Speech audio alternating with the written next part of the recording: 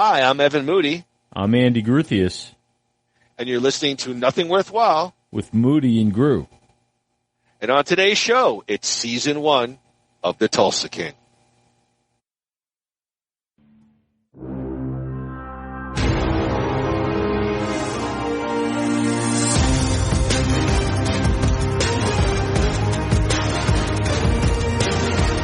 Nothing Worthwhile, the recognized symbol of excellence in crappy podcasting. Well, it's Game 5 of the World Series here at the new Busch Stadium in downtown St. Louis, and it looks like it's just about time to sing the national anthem. That's right, Joe. And singing tonight is Pamela Bell, winner of local grocery store Schnucks Anthem Idol contest. I hear the girl can sing. Well, let's go to the field. Ladies and gentlemen, here tonight to honor our country by singing the national anthem, please welcome Pamela Bell.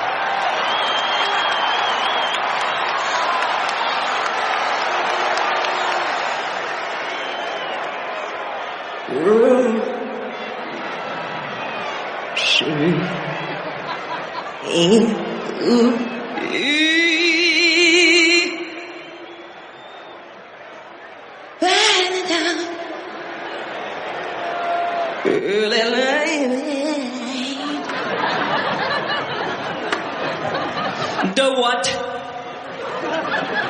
Supera.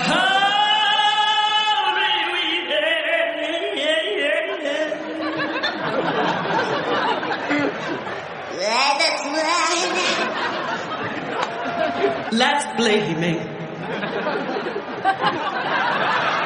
The who's broad stripes and right roars.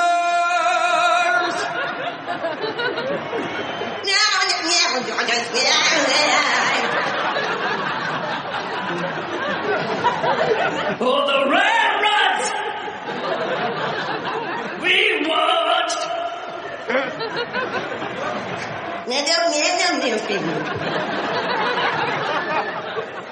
And the rockets, red glare, the bombs bursting up in the air.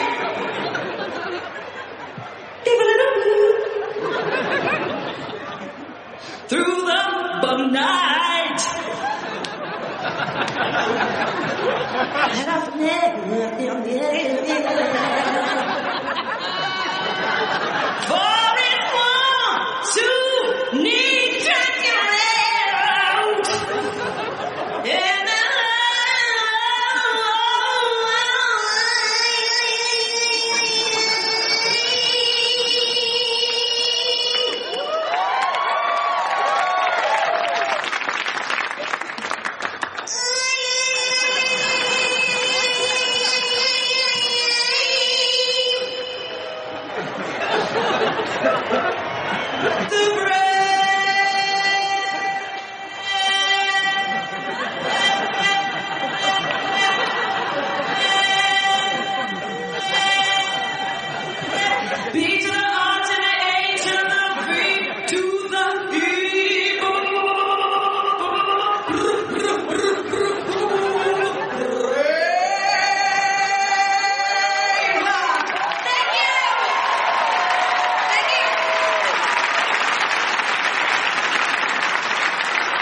We'll be right back with Game 5 here in St. Louis.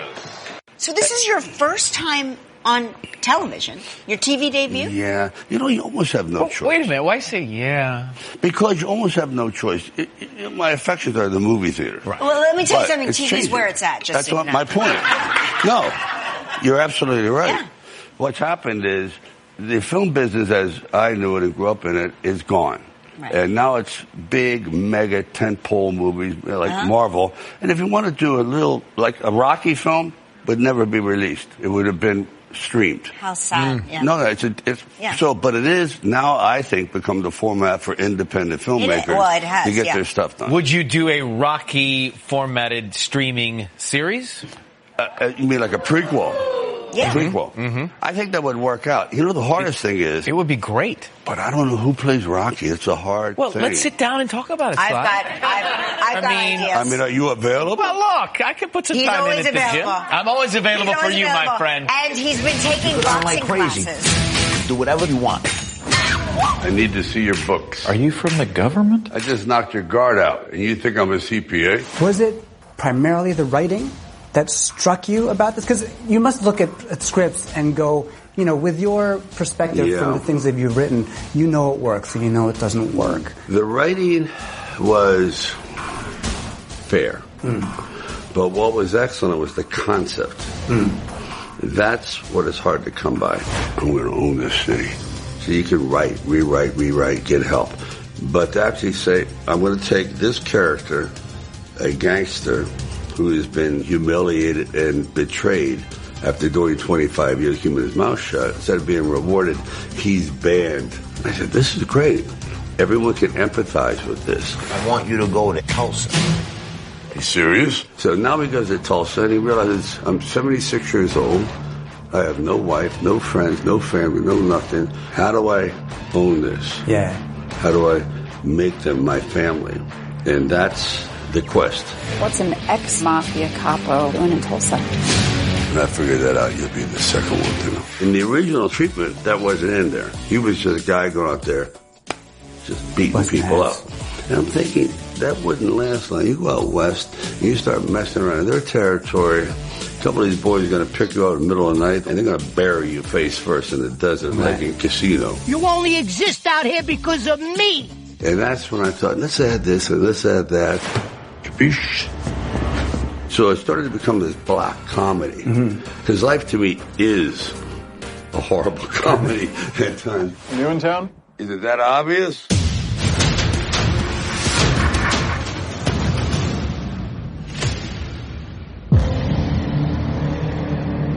I kept my mouth shut for 25 years. I don't know what you're expecting. Now that you're back. I'm expecting adequate compensation. Tulsa. What's Tulsa? I want you to go there. The horse race, the Springboard Mile. There's nobody doing nothing. You can do whatever you want. Not exactly the welcome I was expecting. Name's Tyson. Welcome to Tulsa. $2,000 a week. You drive for me now. What crew runs this neighborhood? No crew up in here. We're in the middle of nowhere. What'll it be? I assume you don't have Keontae. You assume correctly. I wouldn't have pegged you as the Boy Scout. Why not? This wasn't necessary. What is that place? It's a dispensary. Oh my God, is he dead? No, he's taking a break. This is how it's going to work. I'll protect you from the gangs. What gangs? And the law. This is legal. You got to know your risk. There was no risk until you came along. Ever heard of Black McAdam? Motorcycle gang. You're overplaying your hand. When I play my hand, you won't see it coming. Any flammable liquids or firearms? In the box? Nah. This situation is not going to be controllable for much longer. You got a pretty good appetite for someone who was just shot at. If I stopped eating every time somebody tried to hurt me, I'd be a skeleton. I want to be upfront with you. It could get ugly. They were in the mafia? Nah, there's no such a thing. It's a one-off? Or one of many? Too soon to tell.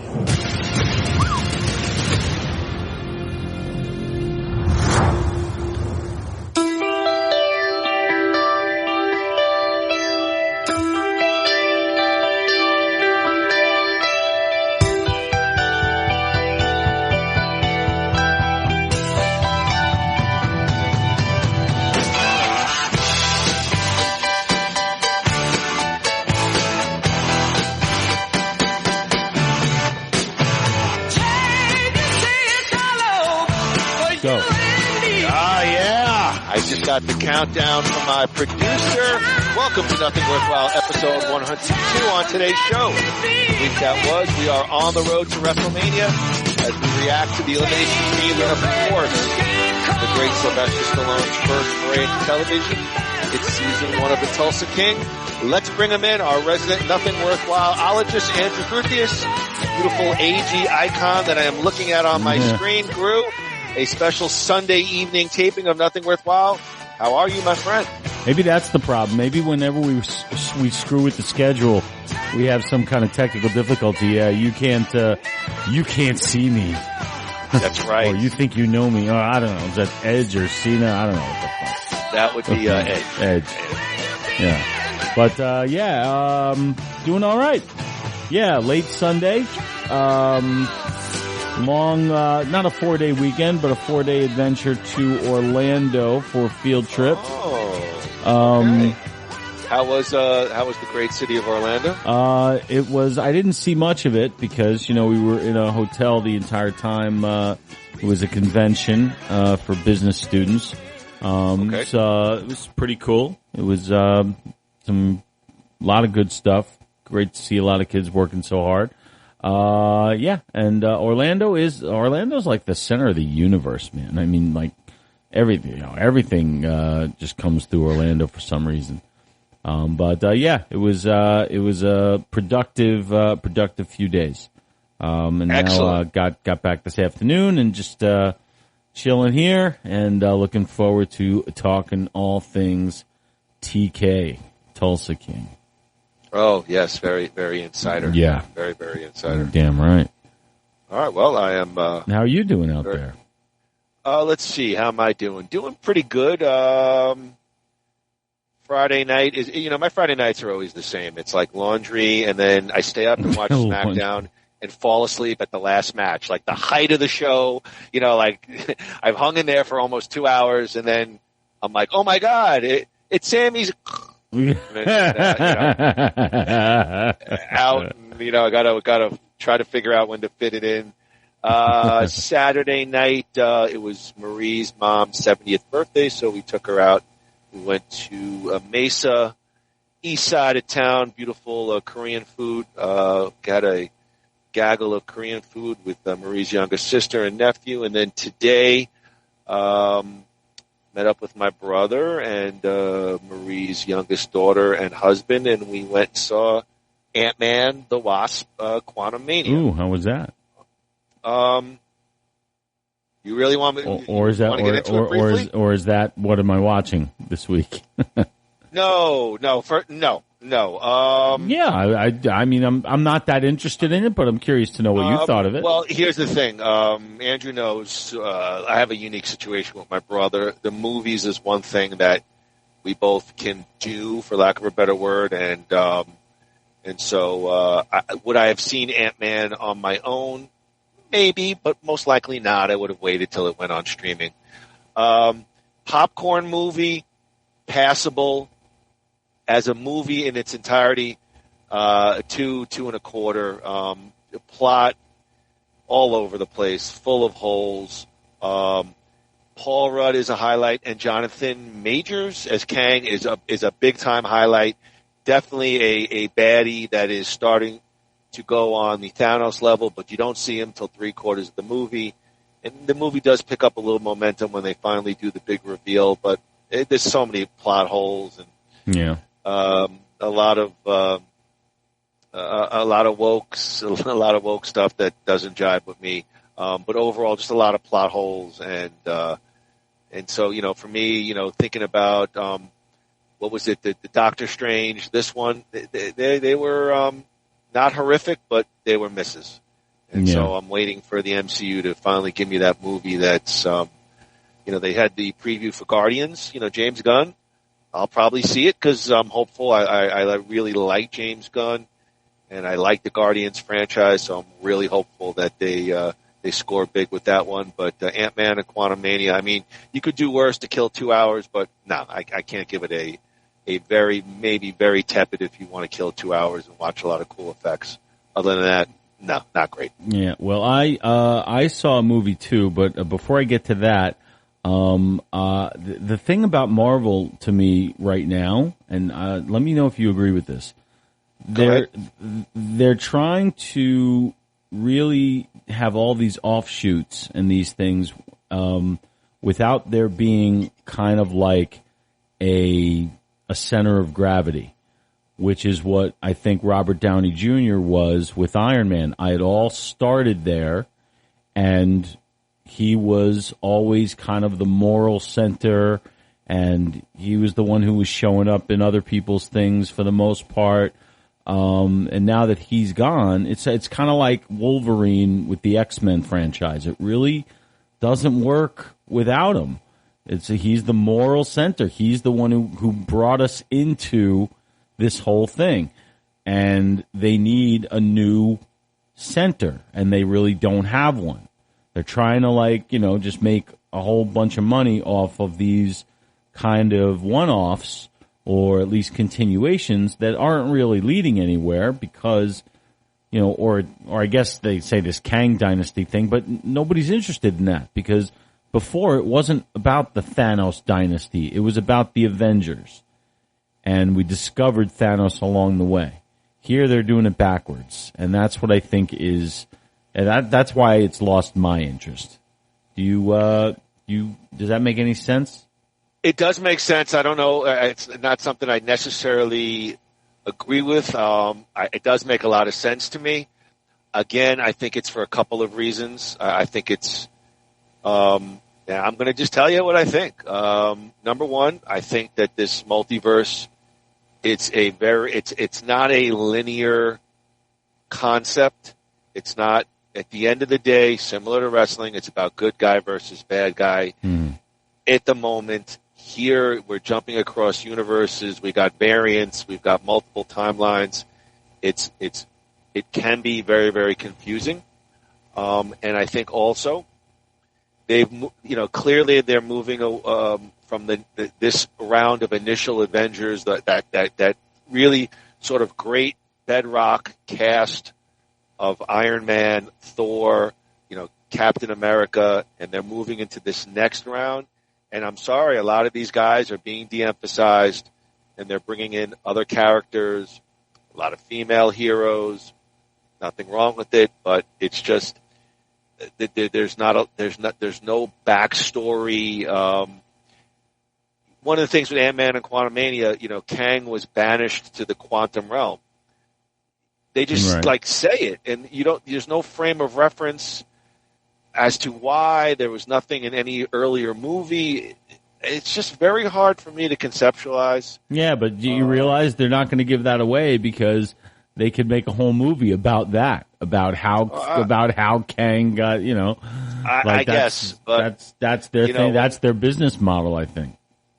It started with some of the television shows I lost interest in pretty quickly. She-Hulk was an absolute unmitigated disaster. Yeah, you've said that. For me as a viewer. And so, you definitely have, I think, a good point. I think it's more just this next go-around, the concept of the villain and the concept of how they're basing it around this whole shared universe. It's a flimsier one than just massive bad guy versus group of good guys, and I think it's really as simple as that, plus some other factors that writing and things of that nature. So, right, I don't know. All right, well, I want to talk about something briefly. Go ahead. That this might be good for our 200th episode, confession show, but I'm doing it now. So I'm going to say this, and I'm going to tell you that if you ever call me a hypocrite, and I deny it, you can play this tape back that I'm about to say. All right, and so this is a movie. Yeah. Well, you should know at this point what I'm about to say. So of course I saw Creed 3. Now, to be fair, I did not pay for Creed 3. Oh, come on! Yeah, I am that petty. I am that petty. You are petty. I am absolutely petty. I'm admitting because I have it. Here's my notes. Yeah. Here's my notes about Creed 3. Go ahead. The floor is yours because I have a lot to say about this. You saw it? Go ahead. I didn't see it, but I saw everything that all you cranky MFers put on Last of the Action Hero, and I kept my mouth shut. Really? I thought I was the only one. Everybody else was kind of like open to it. No, and I even got into it in a fun way with Seagal. He was messaging me, and go ahead. I'm curious to hear what you have to say. Okay, so that wasn't the plan. We were going as a just get to the movie. Well, all right. I didn't like it, but I didn't hate it. I didn't dislike it that much, but I do have some complaints. I really do think what I predicted that you saw, I do think they really literally lifted the plot of Rocky 3 down to like almost parallel story beats and different things that happen. I won't spoil anything. And you just did, so I mean. No, I really didn't. You'll know when you see it, and you should see it. As a Stallone fan and a Rocky fan, yeah. And I think you'll like it, 'cause it's not a bad movie. There are just there's a lot of baggage, and there's a lot of choices that they made that I kind of wish they wouldn't have, out of respect for what the franchise is. Now, to be fair, the franchise is trying to break out on its own and get out of the Rocky shadow, which is perfectly what it should be doing. If you're going to do that, don't repeat the formulas or like the exact formulas that you have done in the past. So that's my big criticism of that. And one of them is so blatant that it really kind of pissed me off. I'll say that Michael B. Jordan is an adequate director. It's adequate. It's nothing special. You'll see what I mean. You'll see that it's nothing special. I think you'll like it. You'll be like, it was good. Liked it. It's okay. You're 91% critic score on. I know you, and I know how you see movies. You're very intelligent, and you see through a lot of nonsense. And that's fine, but here's the problem I have with what you're saying already. Okay. You guys, everyone universally loved Creed 2, which was probably and I was on record saying, liked it, competent movie, nowhere near the first one, because they lifted an existing plot line from a Rocky movie and just retrofitted it. And everybody, for the most part, I don't remember anyone having any complaints, especially you, but here, they take a lift from Rocky 3. To me, it sounds very personal. It's a bunch of guys that have an emotionality attached to a franchise, and nobody. To me, my biggest thing would be nobody can take a step back and look at something objectively. It's not Michael B. Jordan's fault that Sylvester Stallone doesn't have the rights to Rocky. It's show business, not show friendship. And you always talk about being a working actor and a working director. And so the guy, was given this opportunity. And to what I read, it was like, my God, blasphemy that they decided to go ahead and make a Creed 3 movie without Sylvester Stallone. And my thing is, why can't I be a Rocky fan and a Sylvester Stallone fan and not look forward to Creed 3 without Sylvester Stallone? You absolutely can. The argument that I was making, I can't speak for anybody else. The argument that I was making was that it's not that he's not in it. It's that they kind of froze him out of any creative input, of any creative thing, and they kind of just they said, Rocky does not belong to you. You might have, it's basically, like I said, what Disney did to George Lucas. Problem is, they also paid Disney George Lucas $4 billion to get out of the way. They did no such thing with Stallone, and they legally didn't have to. So that was the gripe. The gripe was from me. But did you not say on the Creed 2 podcast Rocky should be put to bed after this movie. You Yes. specifically Yes. said, And I don't want to see he Rocky anymore. correct. Anymore. Yeah, This was the perfect way to, absolutely did. And the movie Rocky fits nowhere into the plot in this movie. And he wouldn't fit into it. And if he was in it, it wouldn't make it better, and it wouldn't make it worse. It would make it the same. And I could say the same thing for a couple other characters that are in it that I'll say for after you see it. But my point has always been not about the quality of the movie. That being said, there's no way I could tell you I went in as an objective viewer. I certainly did not. Oh, well, that's fair. And even the opening logo, the opening company logo, it says CW, and it's got a picture of the Rocky Steps. CW stands for Charles Winkler. That's Irwin Winkler's son. The Irwin Winkler is the producer who kind of screwed, quote unquote, Stallone out of the whole thing to pass it on to his own son, and it's almost felt like just a slap in Sylvester Stallone's face. It really did.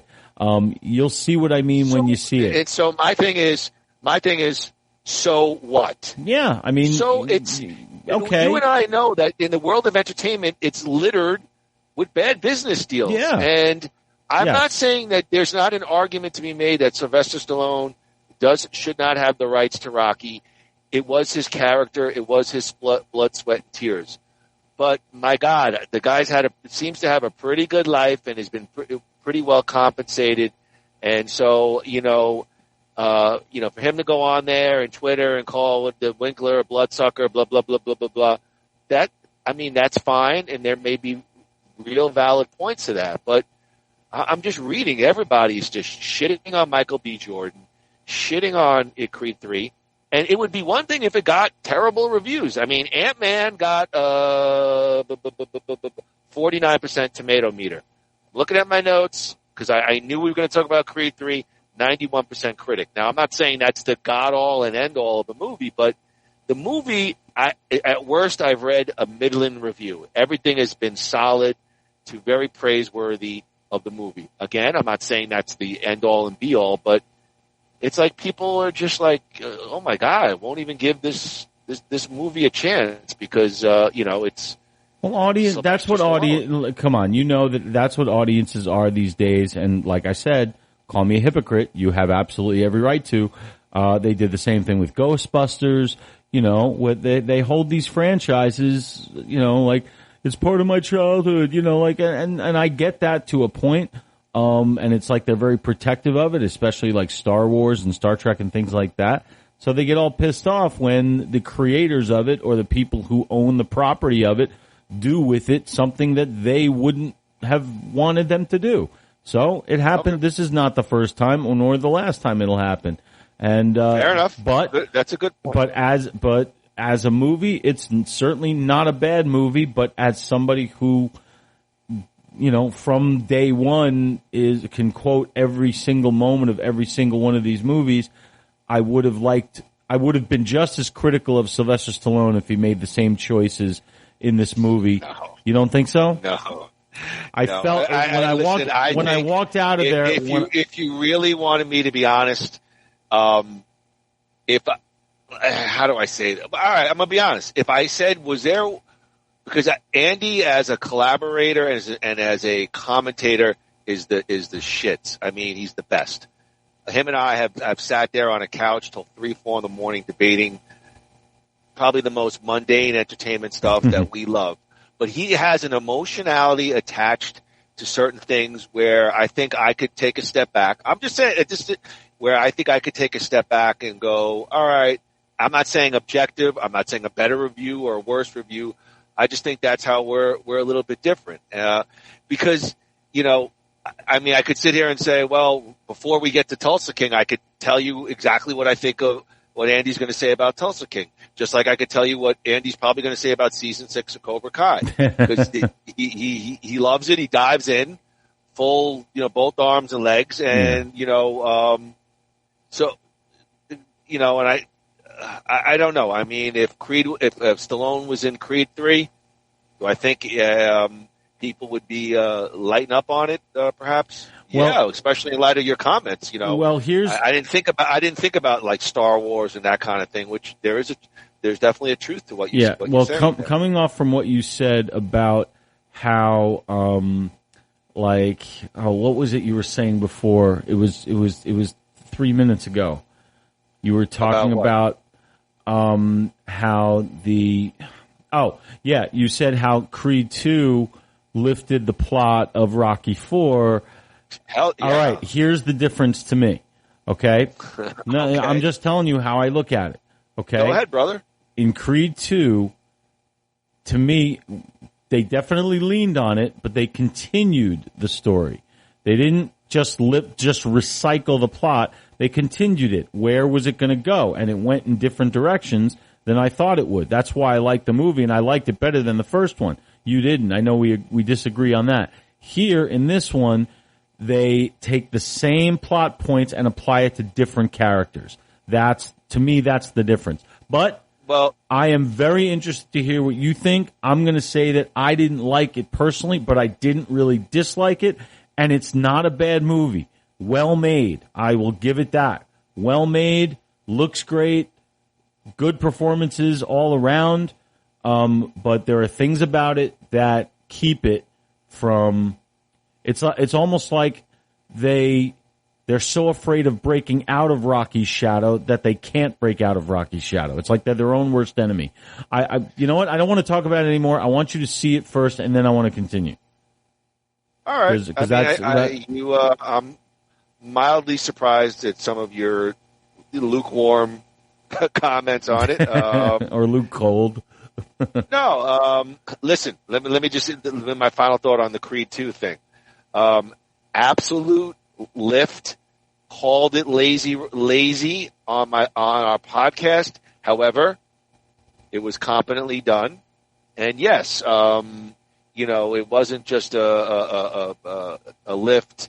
Yes, they did expand, obviously, mostly on the Drago mythos with the son. And like most viewers, most people found that much more satisfying than the actual, boxing and things of that nature. And I was one as well.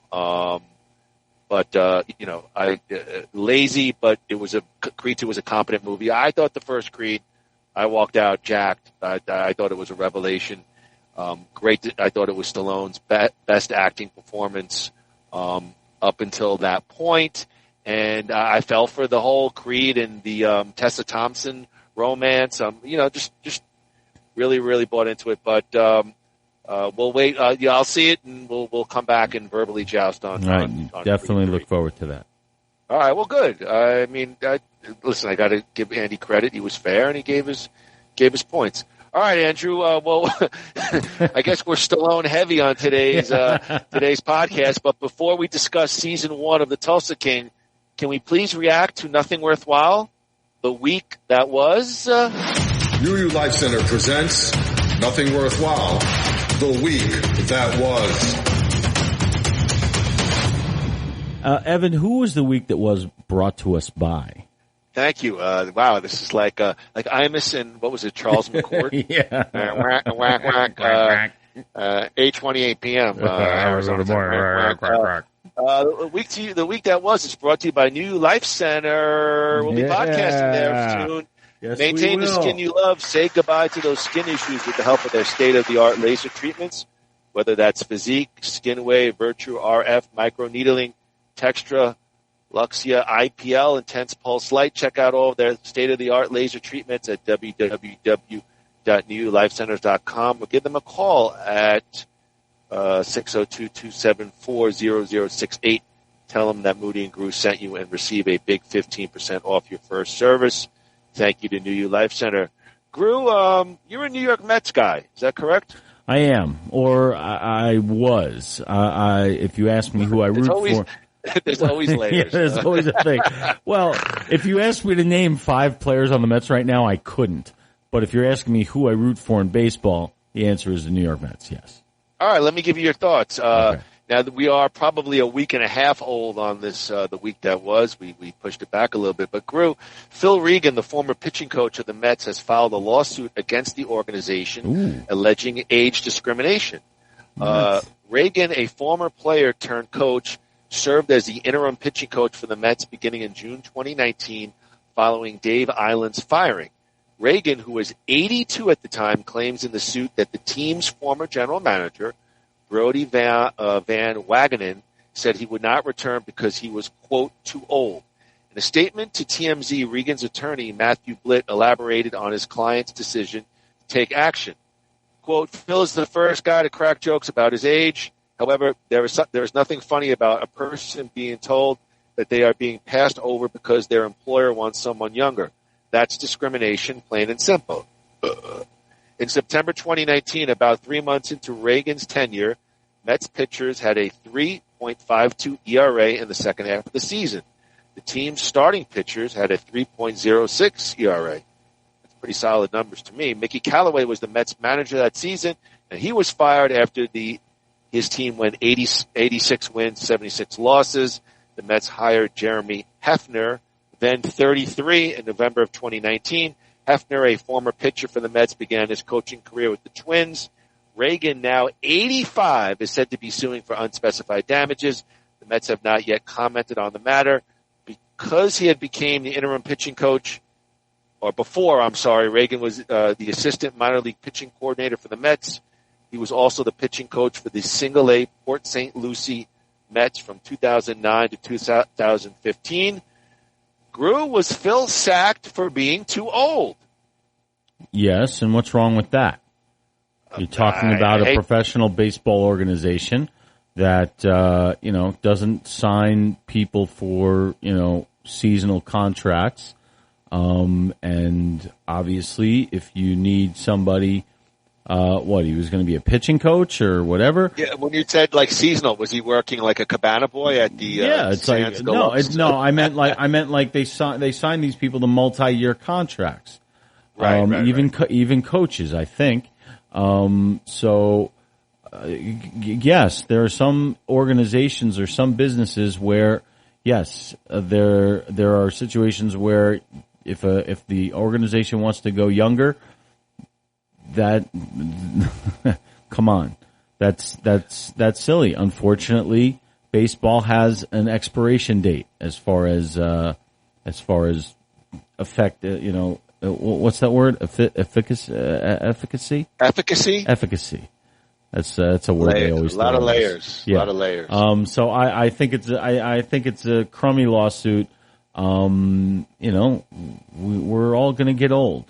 And on the other hand, if we have a president of the United States who can be over 82 years old, then I don't see why we can't have a Mets pitching coach be over 82 years old. But that's just me. Well, I'll tell you that. Well, listen, if that's the case at a 3.06 ERA, I think Phil Regan's got a lot more efficacy than Joe Biden. Quite honestly, if that's the case, I'm going to go vote for Phil Regan in 2000. You know what? If he can prove that he's still effective at his job, then he'll probably get some damages, and the Mets will settle out of court. If I'm looking at his numbers, 3.06 ERA second half of the season, relievers 3.52, which is not great, but not horrifically bad for relievers. I mean, the thing is this, listening to your comments, I kind of don't have a problem with it either. I mean, why teams get rid of players all the time? Because they want to go younger, they want to reboot, and and is it possible that even though he might have a good ERA with his staff, that maybe the players don't like him, or maybe he's just not connecting with the players? Sometimes you need youth to connect with the youth. These players are like 19, 20 years old.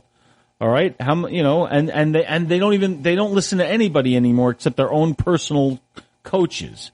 So you're going to bring in an old school 82-year-old whose name is not Sparky Anderson or whatever, and they're going to listen to him? I don't think so. Kids are punks. This podcast is quickly devolving into Two angry old guys. Yeah. Well, speaking of something that did not work out, Groo, we know that it did not work out for The Rock and the WWE in terms of WrestleMania. But what is the current state of their relationship? Courtesy of NoDQ.com, as previously noted, Dwayne The Rock Johnson reportedly turned down a match offer at for WWE WrestleMania 39 while speaking to Louis Dangor of GiveMeSport.com. The Twitter account at WrestleVotes recently broke the story of that they are making new WrestleMania movie parodies. So, we know that's because they're in LA. Yeah. And they commented on The Rock's relationship with the WWE. Quote, is there animosity towards The Rock? I would imagine not. Like with Stone Cold Steve Austin, that door is always open. Maybe he said, let's do it next year. When those guys say yes, WWE is going to say okay. Quote, I don't know how official the match ever was. There were obviously talks, but I don't believe at any point in Triple H's tenure that the match was set in stone. How do you plan for something that you don't think is going to happen? The internet thought it was going to happen, but it was never really alluded to on TV. They were never sold on the match as it was going to happen. Groo, I thought I'd add this in here. It might be a bit of a nothing burger here, but it sounds like The Rock and the WWE are still on solid ground. I'm sure they are. There's no reason for them not to be. I personally think that The Rock was kind of unprofessional in if what I hear to be true is actually true, and that he really put off giving a final answer for a long time.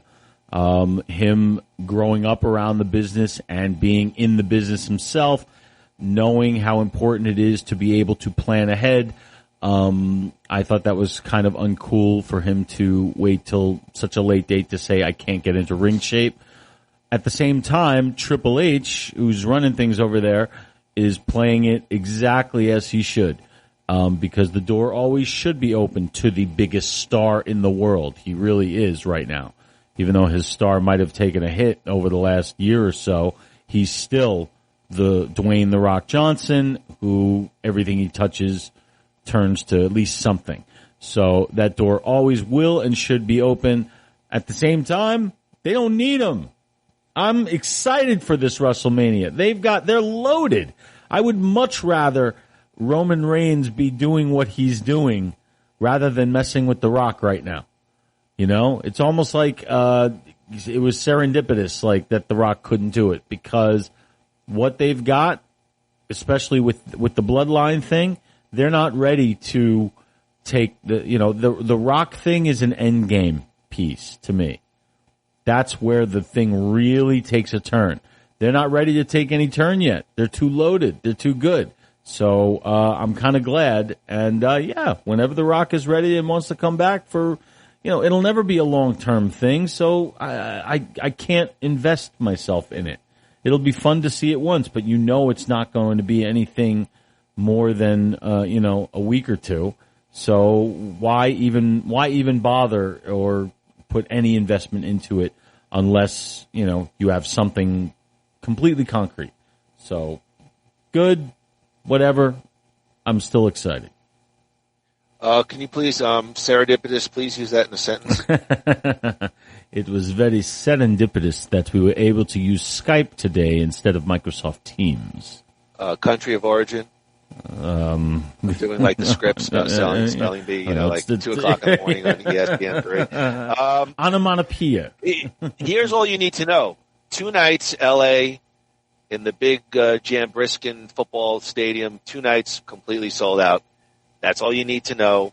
There's no need for any part-timers above and beyond what they have slated organically in the card. And I think anything else right now would take away from whatever moments they're planning.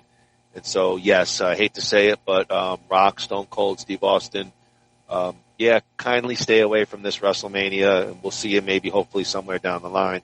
But right now, I agree with Andy. Pretty happy with the 2 nights they're going to give us. So let's get Andrew and Stallone? Hey, Andrew and me's thoughts. Let's try to keep it somewhat on the brief side. That is tough for my friend Andrew Gruthius, but let's see what he thinks. Andrew, Elimination Chamber, real quick. Let's start off. I didn't even take major notes, so Brock Lesnar versus Bobby Lashley. Bobby Lashley wins by DQ. Tell me in a couple of sentences, what did you think? Well, I hated the ending, obviously. It just seemed like a cop-out, which later we found out that it actually was. And we know why it ended that way. Do you know why? Did you read that? Well, I don't. I didn't read anything specific. I could imagine. Here's my take on it: would be that perhaps the match, they wanted to, give Bobby the win to have him move on to Bray. So this is the best way to do it. So Brock's not losing face. The whole thing to me feels like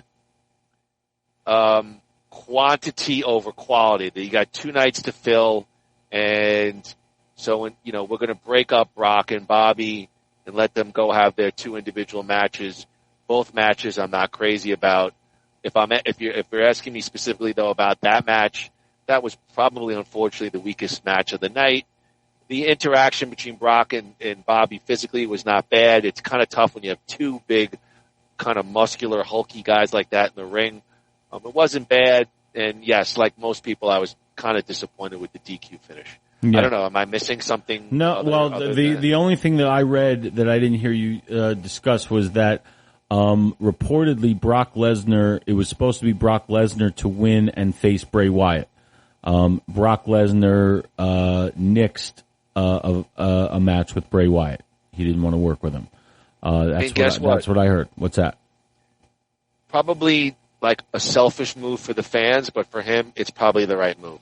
Oh, I agree. Because Andy, Bray Wyatt has not had a WrestleMania match. He's not had a WrestleMania match of real note. There have been actually a couple of downright stinkers. And the 1 or 2 matches that he had, probably the best one in which he should have won was Cena all those years back, where they gave Cena the big win. He's a very, very tough guy to book. He's not a great wrestler. He's a big lumbering guy. And I don't think right off the bat, I mean, no one's asking me, but I think the match against Bobby Lashley could really be, as I think Bruce Pritchard would like to say, the drizzling shits. Like, I think that could be a real stinker. And Bray Wyatt does not need a stinker going into his big first year back with the WWE. And I think Brock Lesnar would have been better, because I think Brock Lesnar could sell a little bit more and could bounce a little bit more. And I'm not sure that would have been even the better match for him. And I'm not sure where I would have went. I probably would have Bray Wyatt type would have went with a smaller wrestler that could sell and bounce all over the place and really kind of sell Bray Wyatt's physicality and vulnerability. The thing with Undertaker, who Bray gets kind of compared to all the time. The Undertaker could do it in the ring, though. Yeah. The Undertaker could do it in the ring against the big guys, and he could really do it like Shawn Michaels with the smaller guys. Bray Wyatt can't, and so they're in a tough spot here. And we all bash Vince, but Vince cut him, and I don't know. Maybe Vince saw something that maybe he's very, very beloved, Bray Wyatt, and this character is going nowhere fast, and that's for another time. But not crazy about the booking of that match. Right. Well, where these two guys are going. Well, based on that, so they had to have Lashley win, and I would have liked to have seen him get a clean win after a really good match. I don't mind Brock losing when it's good, and then the two of them can shake hands, put the feud to bed, and both of them move on. I would have rather have seen that than the kind of finish that they did. So I just, and I think Brock Omos could be even worse. Those 2 matches, Groo. And we'll talk about the card from top bottom at a future podcast, but those 2 matches, I can't say I'm looking forward to a lot of anticipation, because I think those two could be really bad stinkers, especially Bobby and Bray. All right, finish. It has fail with a capital F and a capital L all through it to me as a fan. What? Scary. Bobby and Bray? Yeah. Okay, but wait, but let me just ask you one question as far as matches go. Okay? Go ahead. Since basically Triple H has been clearly in charge, has there been a real stinker of a match like an absolute abolition? Like, I feel like he knows what he's doing as far as match quality. So I have to feel like they have something up their sleeve for this. I just think those guys are a bad physical matchup, and I think in the promo, for example, Bobby is not a great guy to play off of Bray's mind games. I would have. No, I don't mean Brock that. Lesnar I'm talking about Brock and Omos. That's the one I'm talking about. That, I mean, to me, you're never, look, I've always said you never really can kill a guy, but you're talking about, let's just call it how I'm going to see it. I'm seeing a Brock Lesnar victory. I'd be very, very shocked if Omos wins. I'm not going to I'm not going to lock in my prediction, but let's just say I'm going with Brock. You're now going to have Omos lose to Bobby Lashley last year, Brock this year. Like, Omos is supposed to be a 7-foot giant. He's going to fall into like Big Show territory or special event, and they're going to have to reboot him as a badass. 4 months of squashing jobber. Like, I don't know. Those two matches scare me as a fan. Well, you also have to being very pissy dramatic. Well, all right, and we'll put this to bed just after one more thing. You also have to remember those matches are the first time we're seeing these, so you never know what could happen as far as the finish. So maybe they set up for trilogies or whatever. So like I said, like you said, I'm not going to make predictions here. But I could certainly see Brock losing the match and it making sense. You want to build up Omos? Let him beat Brock Lesnar, and let's see what we can do here. So maybe it'll be something. Okay. All right, I appreciate Andy's optimism. All right, Groo, let's go to just real quick. Edge Beth versus Finn and Rhea, and Edge Beth took the win. What do you got there? That was fun. I'm glad it was kind of quick from what I remember. But it was as expected. I think we were with the exception of Brock and Bobby, I think we were all on point with our predictions. That one pretty much went as expected. And it was good. A lot of talent in there, and they did a really good job. The only thing I remember was Beth was off a little bit on her timing. She hasn't wrestled actively in quite a while. I remember, I feel like there was a couple of little mini botches with her and Rhea. But yeah, I think it's been a couple of weeks. Definitely enjoyed the match. Women's Chamber, Asuka walks out. She'll be facing Bianca Belair for the Raw Women's Championship. What'd you think of the Women's Chamber match, Group? It was pretty good. I didn't love it. I liked it, but it was very predictable as we saw. Not that there's anything wrong with that, but it was good. I remember the ending being very effective, but I remember not loving the match but liking it. Yeah, I think Asuka was the right choice. As I said, I remember I said Raquel Rodriguez next year, and Liv Morgan to me is, I see her as being the star out of that whole group. I love her. Listen, I'm a guy. She's beautiful to look at, but she really can wrestle. I love Liv Morgan. But I'm being serious. Like, she can lay it in, and she's got a good move set, and so she, beyond the beautifulness and let's say the quote unquote titillation of seeing a beautiful woman wrestler, she can deliver in the ring. The thing with Asuka is they did this character change, and she's changed, the face paint. I want to see more of that ass kicking Asuka. She still falls into like the dancing Asuka, like what is this, like a WWE plushie toy? I don't know. I want the vicious, the strikes. That's the Asuka I want at WrestleMania. I don't want the dancing Asuka playing to the crowd for laughs. I want the vicious MMA, that Asuka. Anyway, will we get it? I don't know. Badass bitch. Men's Chamber. Your winner was Austin Theory. We got a Logan Paul spot, knocking out Seth Rollins from the mix. What did you think overall of the Men's Chamber? You know, this was one of those examples where it, like, literally beat for beat, we could predict exactly what was going to happen and what did, but it didn't matter because everybody did it so well, and the timing was on, and I thought this was, I mean, obviously the main event was the match of the night, but this was really exciting.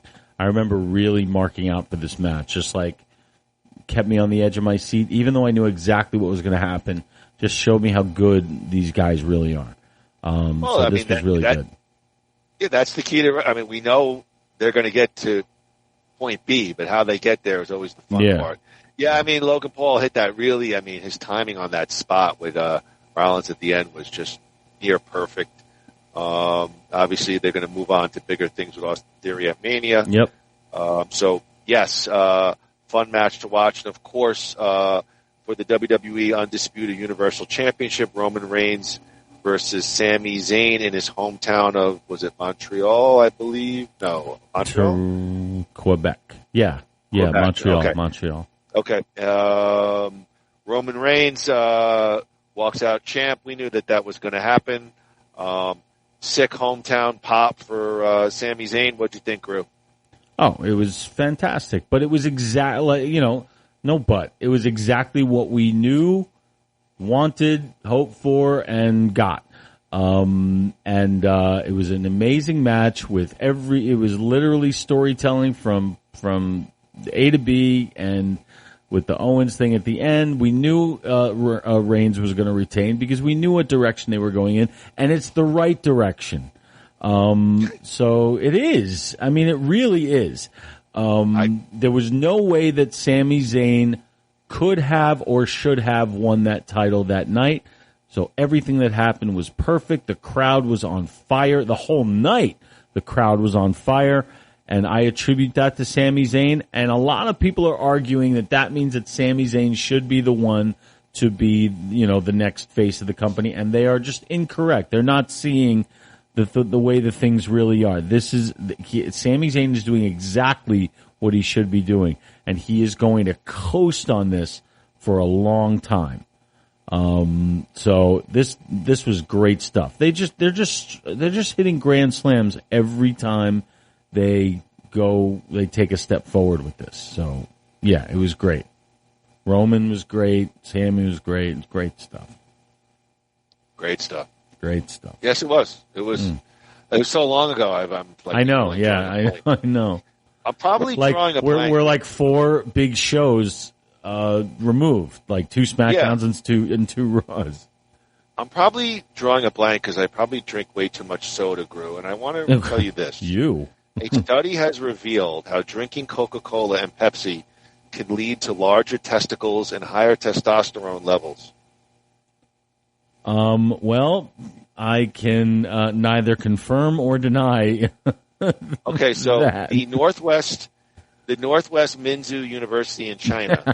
Oh God, medical study coming out of China. Here we go. Was attempting to determine the impact of carbonated beverages on fertility and sex organs in men. The study looked at 3 groups of men: one that only drank water, one that drank different levels of Coca-Cola, and another doing the same with Pepsi over 15 days. Tests on rodents include weighing their testicles and drawing blood. Call PETA immediately. They were tested on day 1 as well as on day 5, 7, 10, and 15. Groo was quickly discovered that mice drinking Coke and 100% Pepsi compared to a mixture of Pepsi and water had significant change. For instance, the mice that were given pure Coca-Cola had higher levels of the male hormone compared to the group that drank water. The study concluded drinking Coca-Cola and Pepsi-Cola could promote testes development, testes, and enhance testosterone secretion. Whoa, hey now. Oh, all over you. Oh, yeah. Our findings provide the scientific... Oh, wait a second. Hold on. Harry Reams wants another case of Pepsi. Okay. Ron Jeremy from prison wants another case of Pepsi. Our findings provide... Oh, my God. Well, listen, Groo, is this your hidden key to a long and healthy sex life? Well, I'll tell you what. If what you say is true, then I have the most expensive sperm in the world because I better get down to the bank right now. I'm in the wrong business. I should be. Your balls, your nuts should be scraping on the cement. Oh, right man, now. I'm drinking a 12-pack a day, man. Let's go. Let's go. Wow. Well, God bless us, I guess. God, I think I'm drinking the wrong thing. I'm drinking just regular water right now. God. Well, no wonder I'm drawing blanks. Well, then, like I said, I should be in pretty good shape. Well, here, in the same vein, I got this last article. Well, 6 out of 10 young men are single. The disturbing reason why they're not getting jerked around by dating anymore. They're really not getting jerked. Yeah, I read this on the NewYorkPost.com. A new Pew. New Pew Research Center data found that nowadays, 63% of men under 30 are electively single. That's up from 51% in 2019. And experts blame, of course, what? Erotic alone time online is the major culprit. Young men are watching a lot of social media. They're watching a lot of porn. I think they're getting a lot of their needs met without having to go out. Psychologist Fred Rabinowitz told The Hill, a Jew. I think that's starting to be a habit. The new post-COVID numbers would surely back up previous research that the pandemic has made men prefer an evening alone instead of actually meeting a partner. Oh, of course. Just half of single men as a whole responded that they are, quote, looking for a committed relationship and or casual dates, a decrease compared to 61% 4 years ago. But these statistics tell a sadder truth about this generation of men. NYU psych professor Niobe Way told the outlet, quote, we're in a crisis of connection, disconnection from ourselves and disconnection from each other, and it's getting worse. Then they talk about women who pretty much say the same thing. Perhaps the larger issue now with young men, one highly impacted their social abilities, is that they are, as a whole, more lonely people than women. A recent study showed in early 1990s, 55% of men were reported to have 6 or more close friends. That percentage dwindled down to 27% in 2021, according to the American Perspective Survey. Well, I could certainly agree with that study. Now, 15% of men say they have no close personal friendships. Data compiled by the Survey Center of American Life.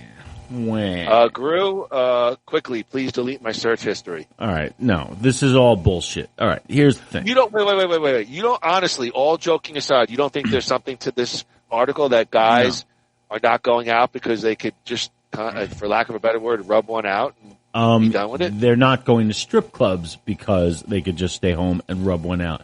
The reason that they're single is because, for the same reason I am, because we're scared shitless of women. All right? And we always have been. Now, you have to, look, the male... Oh, God, I'm going to write my notes down. Groo scared. This is going to be our liner notes when we post. Groo scared of women. but that's what it is. And why do people, number one, everybody has fewer friends as they age when they reach a certain age. So good point. I would say from the age 5 to 25, your friends kind of grow and then they kind of peak and then, you could count the real ones on one hand by the time you hit 35, I would say. So that's a normal thing. But, people are just scared now. It's not pornography. It's access to information, to all information, not just porn, everything. You can do and be everywhere and every place and at every time. You don't have to go out and do stuff anymore. You can watch a movie together in 2 different places. There are settings on these apps that allow you to do that. There are, they're just like, and people just don't like to put forth the effort anymore. Of course, okay, but they also but the don't article like. is saying, but the article is also saying, and not just porn, but through social media, people's needs are being met. So even to your point, well, that's kind of what I said. But that's what I'm saying though. If I'm on Skype and I can watch a movie with a girl 200 miles away, it's still, I'm not going out. I'm not actively meeting people. I'm staying home. I think there is something to what this article is saying. Their needs are being met through other avenues. I don't have to go out. I could just hang with I can maybe never meet this girl. Well, then it all depends on what they want. If they are waiting for the girl of their dreams to fall out of the sky, like I've been since I was 11, then that's what's good. That's what's going to be. It's never going to happen. They have to, if they want to hang out at home and do all that stuff and not go out and meet somebody, that's how it's going to end. So you have to get up and go. It depends what you're looking for. If you're just looking to get bust a nut, then yeah, you don't have to go out anymore. But if you're looking for more than that, then you're going to have to do some searching. You're going to have to put the work in. And, I guess maybe more people are less willing to put the work in these days for a variety of reasons. Not just access to everything at home, but a variety of reasons, I'm sure. Hold on, I'm putting in my search history. Amateur MILF. Oh, believe me. Hold on, amateur MILF, male, female. Oh, sorry. I'm sorry. Okay. Please delete that. All right. Well, hey, let's move on to your some favorite. manly stuff. Groo, today's Nothing Worthwhile podcast, season 1 of the Tulsa King. It's brought to you by New Life Center, making you fall, summer, spring fabulous, whether that's mobile IV services formulated to meet your needs, to make you feel better, faster, or saying goodbye to those pesky skin issues with the help of their state-of-the-art laser treatments. That's New Life Center. Check them out at www.newlifecenters.com or give them a call at, 602-274. You keep forgetting the number. 0068. No, I didn't have it on this tab here. Life-changing solutions tailored to your goals. That's New Life Center. Groo, well, listen, let's start off with a question. When you heard Sylvester Stallone was making his first foray into television, the Tulsa King, what crossed your mind? Well, first of all, I didn't know about it until I actually saw an advertisement for it, believe it or not. Okay. And my first thought was I wasn't really interested. It didn't, I didn't think it would work. I didn't think, Stallone has been, you weren't interested at all? I won't say I wasn't interested at all. I was just I wasn't excited. Like I should have been. Meaning that I should always be, maybe I was coming off like the sour taste from Samaritan, that, cause it really wasn't good and it could have been and it should have been and it wasn't.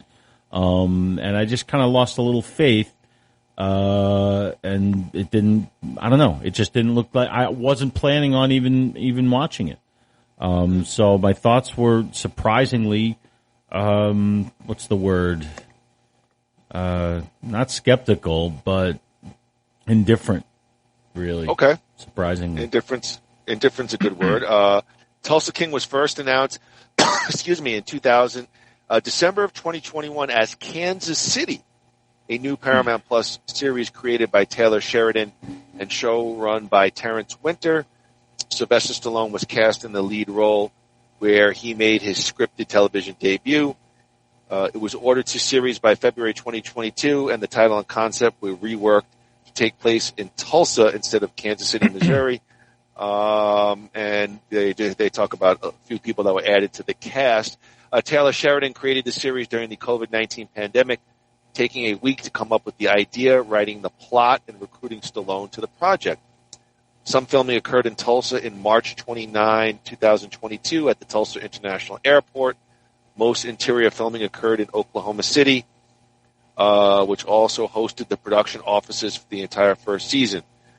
The good news is so here's a little bit post season 1. Here's what I wrote. Good news is on November 30th, 2022, Paramount Plus renewed the series for a second season in February 2023. The bad news is Terrence Winter was announced to have stepped down as showrunner due to creative differences, with the search underway for a new showrunner.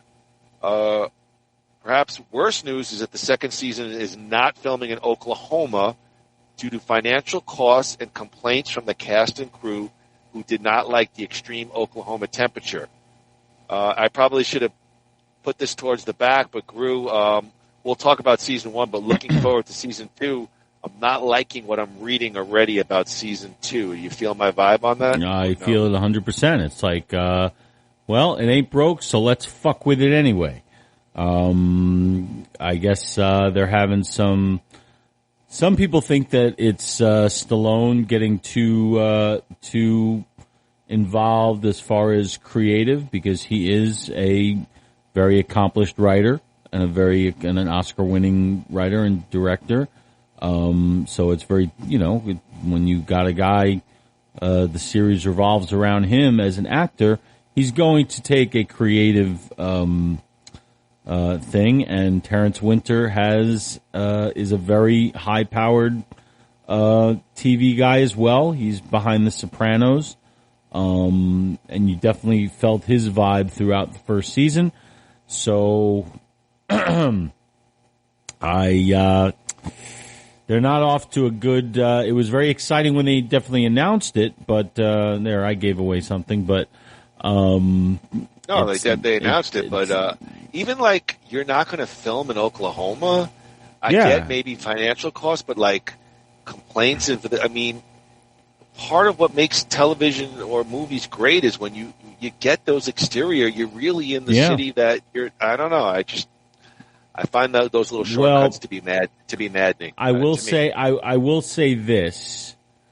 I don't know how anybody else felt about. I don't know how you felt about it, but the location did not play a factor to me in how I viewed the series. So that part doesn't bother me. The Terrence Winter thing does. The creative difference thing, that bothers me. Wanting to film in a different location, the show, even though title aside, it should depend on where it is, it really doesn't. So that doesn't bother me. So here, I'll just say this point because I want to save everything for final reviews. I don't really disagree with you. I still think it's a bad move because the show kind of positions the Dwight character as a fish out of water in Tulsa, Oklahoma. Well, they're not changing the location. They're changing the filming location. They're not changing where the show is going to take place. I understand, but those kind of shortcuts, they mad. Are you going to film Canada or something? I don't know. You're right. Well, then I'll save my thoughts about the Tulsa setting for later on. You are right about that, though. Like you can usually tell when, when something is standing in for New York. I can always tell. It's so easy to tell that this is not New York. So I'm with you on that. Groo, the premise of the Tulsa King is Dwight, the General Manfredi, is a New York mafia capo who has just finished serving a 25-year prison sentence. Upon his release, his boss sends him to Tulsa, Oklahoma to establish criminal operations there. Not knowing anyone in the area, the general seeks a new crew to help establish his empire. Groo, let's take a look at the very large cast for the Tulsa King. Sylvester Stallone as Dwight, the General Manfredi. Andrea Savage as Stacy Beal, the senior ATF agent and sometimes love interest for Dwight. Martin Starr as Lawrence Bodie Geigerman, a local weed dealer recruited by Manfredi. Jay Will as Tyson Mitchell, former taxi driver who becomes Dwight's driver. Max Casella as Armand Manny Truisi, a former Inverness soldier who's made a new life in Tulsa at the Fenario Horse Ranch. And crosses paths with Dwight, and mirth and merriment break out. Dominic Lombardozzi as Don Charles Chicky Invernizzi, the underboss of the Invernizzi family. Vincent Piazza is Vincent Antonacci, Chicky's top capo. A.C. Peterson as Pete the Rock Invernizzi, the ailing boss of the family. Garrett Hedlund. I know Garrett Hedlund. I've seen him in a lot of stuff. Mitch Keller, ex-rodeo star who owns the local bar that Dwight frequents. Dana Delaney as Margaret Devereaux, the owner of the Fenario Horse Ranch. We have a couple of other people. Annabelle Cioria as Joanne Manfredi, Dwight's younger sister. Let's see, Richie Coster as Cowlon Waltrip, the Irish leader of the Outlaw Biker Club, the Black McAdams, and I think the other person was Michael Beach. Very glad to see him as Mark Mitchell, Tyson's dad. I thought that was nice to see him. Yeah. I'll take a pause for a cause and a sippy of water. Groo, very expansive cast for the Tulsa King. A lot of familiar, not big names, but familiar names. What do you think of the cast of the Tulsa King? Yeah, there's some really good character actors in there. I will, to go the short route, I will say that there's one sort of lump of casting that I feel they did not do very well on. Okay, well, go ahead. Most of the casting is very well. I feel that Dwight's New York family is not well cast. I'm not buying. I'm not buying them as a mafia family. I think there's just something off about the chemistry between them and, between like Chicky and Stallone. It just doesn't, there's something that doesn't ring true. Everybody else, his relationships with Tyson, with Stacy, with Bodie especially, I think Bodie's my favorite. Just their interplay is hilarious to me. Mitch is fantastic. Garrett Hedlund, I know him. Very good get for this show. And Dana Delaney's very good in her limited role. So like I said, the casting is very good, except I really think for the Mafia guys. Except Armand is great. But he's part of the Tulsa people. He's got a proven track record. He was on The Sopranos. He's been in these things before. The family back home is just not. They're not doing it for me. I didn't see it that way. Now, I think they do a good job building tension. I'll get into sort of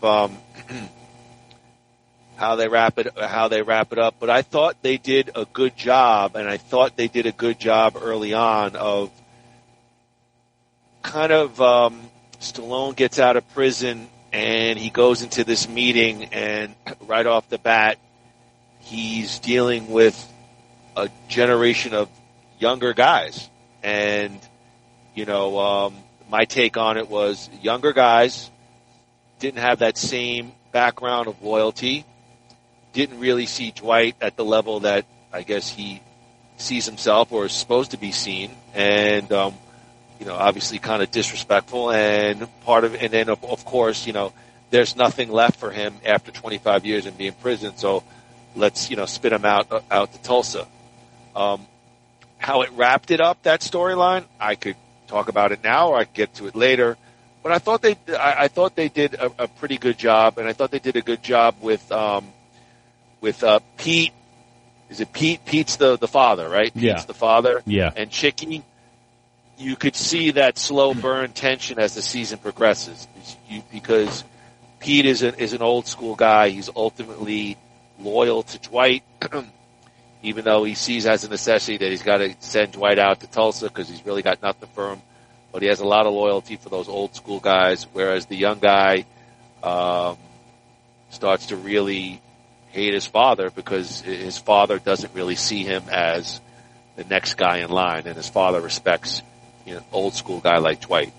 Does that make sense to you? Yes, it does. But that and story wise, I agree with you. That it's great. My problem is the casting of those guys. I'm not liking the chemistry between them.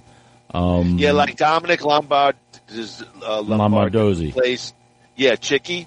Yeah, he was in Ray Donovan, and I remember I thought he did a good job in Ray Donovan. So he's good individually, but just for some reason they're just not meshing together, and I think that's kind of necessary to be somewhat menacing, and they're really not. You know, you want to be, you want them to be. I don't know. Maybe I'm being too rough on him because he is a douche, and you're supposed to think he's a fucking douche. See, I thought originally you were talking about Stallone's family, the act. No. I meant the mob, the mob connection. Yeah. I don't know. There's just a lack of chemistry I thought there. I thought they did a good job,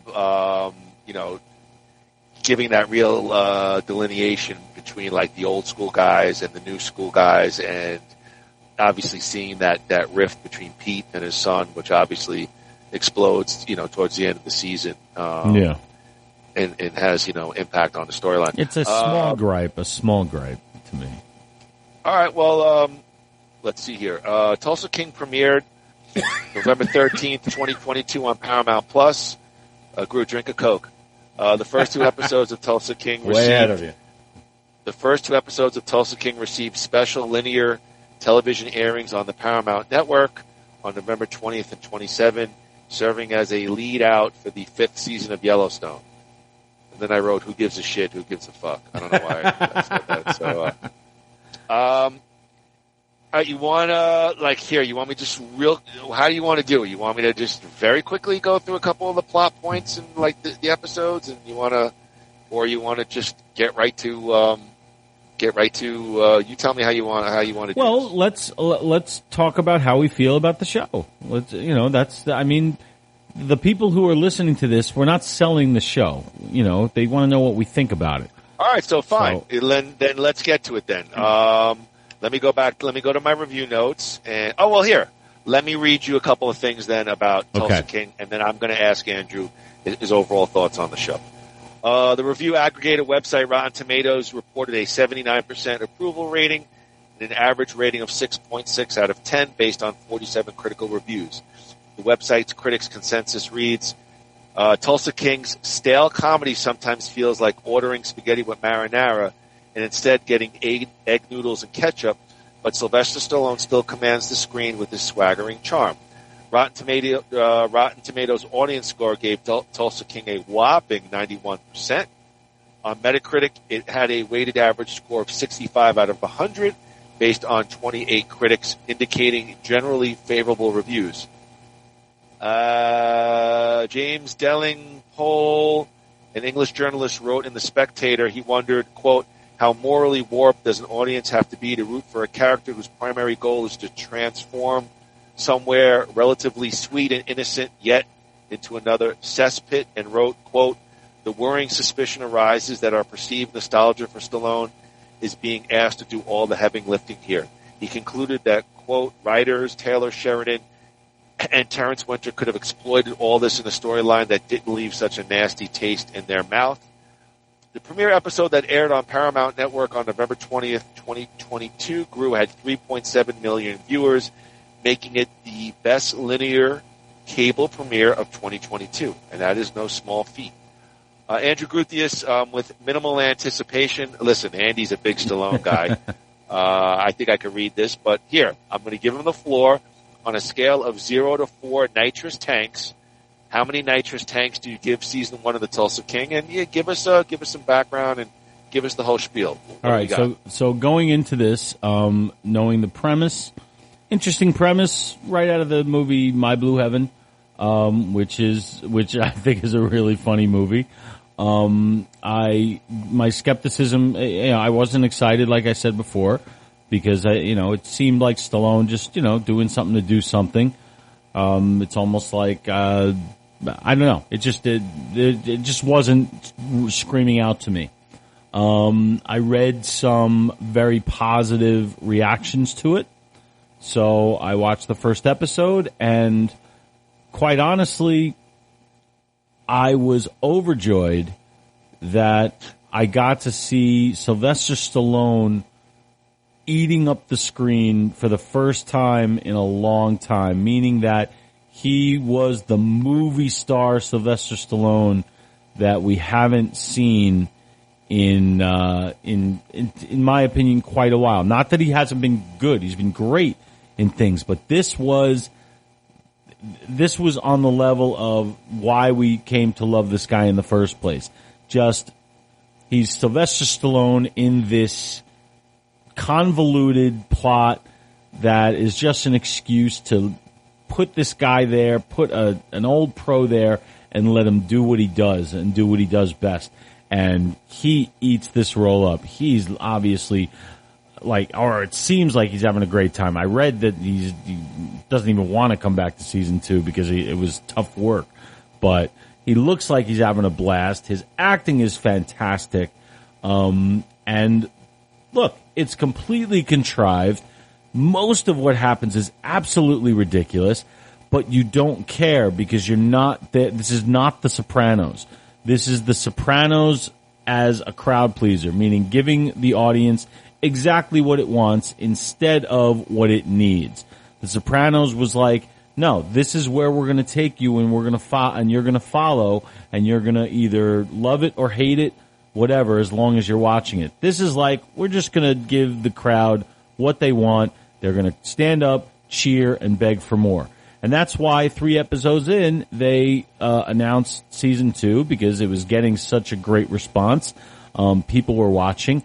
And I got to tell you, I bought into it hook, line, and sinker, knowing full well that this, I mean, even in the first episode, the first 5 minutes, when Dwight hits, what's the guy's name? Vince? Who's Chicky's number one guy? Is it Vince? Vince, is that his name? Do you remember? Let me look it up. But yeah, I know right, the scene. Vince. Yeah. Punch, well, that's a made guy. That's a made guy.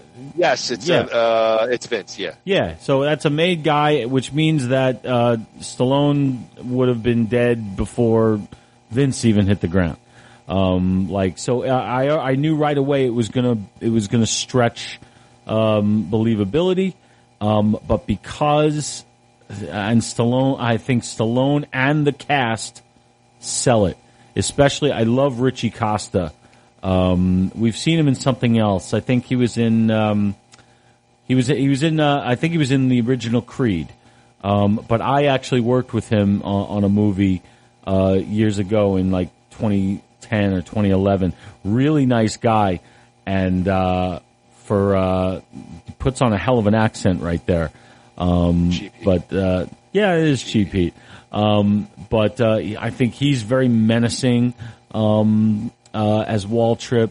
I love Bodie, like I said. I love Mitch. I love his whole team.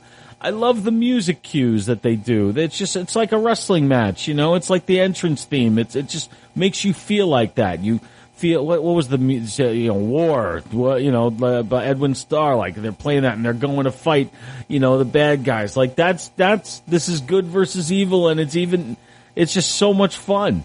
So if you're asking me how many nitrous tanks I am giving season 1 of Tulsa King, I am going to give it 3.5 nitrous tanks. It entertained the fucking shit out of me, and the only reason I'm not giving it a full 4 is because they could have done a little bit better in a couple of little places, which is what I've talked about.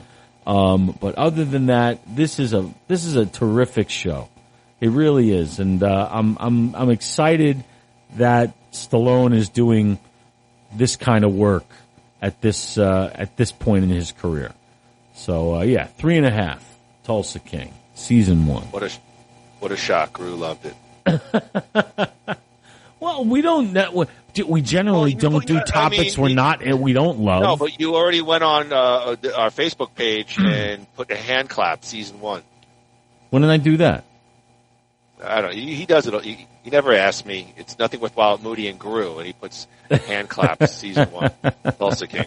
Well, All right. I may not have subscribed to that hand clappiness, but all right. Listen, if you hear it, let me give you a emotionalist free season 1 Tulsa King review. All right, go for it. I want to say this. I rewatched majority of the season 1 again. Okay. And I sat down quietly in front of the computer and I put my good, my bad, and my review. So, and I do appreciate my colleagues' review because I think we'll hit upon many of the same things. The good, the role of Dwight itself leads to Sylvester Stallone's strengths as an actor. Italian American, that fits. Again, he's a tough guy with a heart of stone, so to speak. Bad guy with a heart of stone.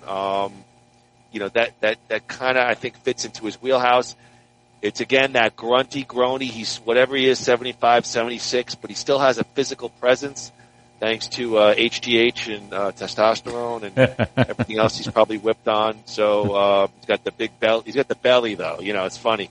Got that Palumboism belly, but it's that grunty, groany stuff that I've always said fits Sly very well. Like a show that Andrew always references, Cobra Kai, the supporting cast ingrains itself right away. They are endearing. As Groo said, Bodie, Tyson, Tyson's father. I love that character. Yes. I love you, son. Great You're scenes. doing some bad things, but I love you. Stacy, Manny, Mitch, and so on. You receive them through Stallone, but they are fairly well-developed characters in their own right. And in many ways, they're just as interesting.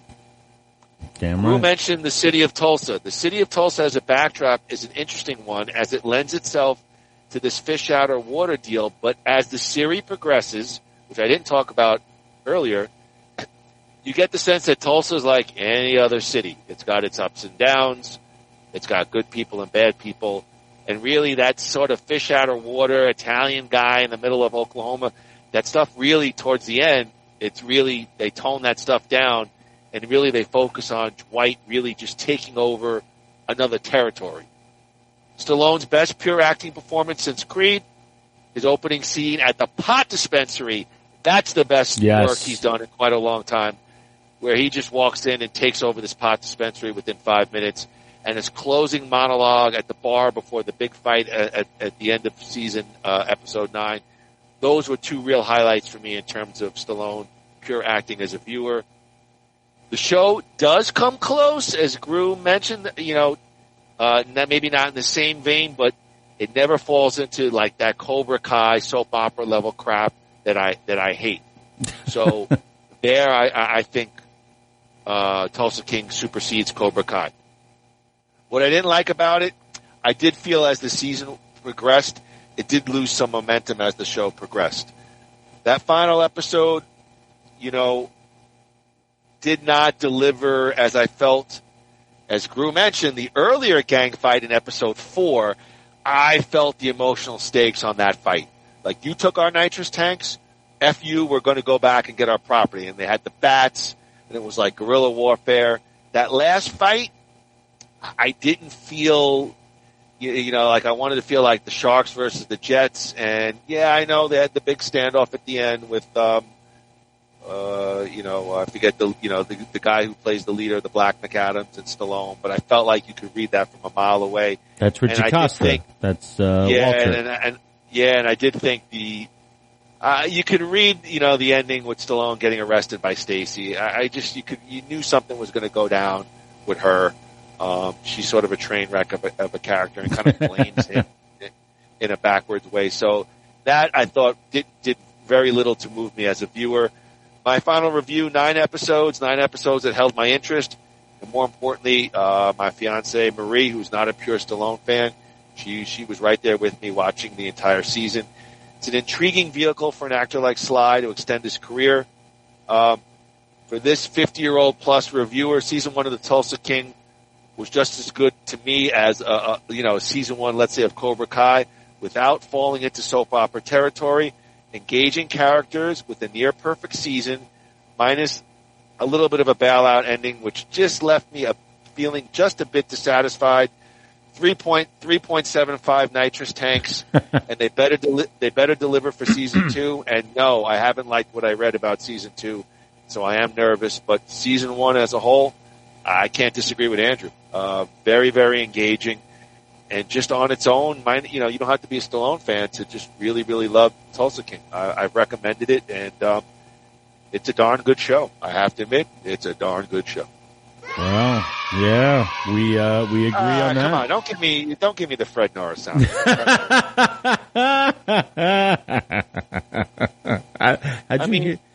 What do you mean? Don't give me? I did feel though that like that last episode, that last fight, I didn't feel it like I felt that like episode 4. Well, maybe. You had like Tyson's dad, and like they went into the rival gang.